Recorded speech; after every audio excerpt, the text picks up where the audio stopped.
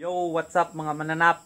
For today's video mga bay, ada may dula ron mga bay sa Barangay Villa Gonzalo.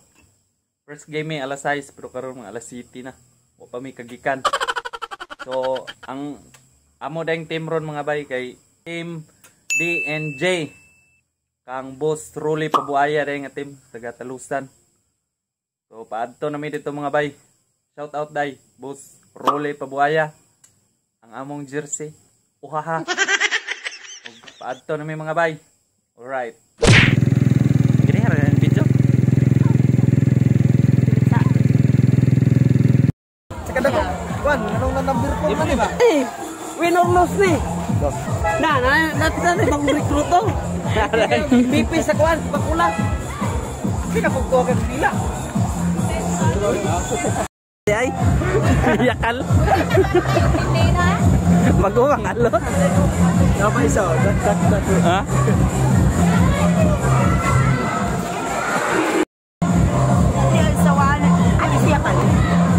Naro.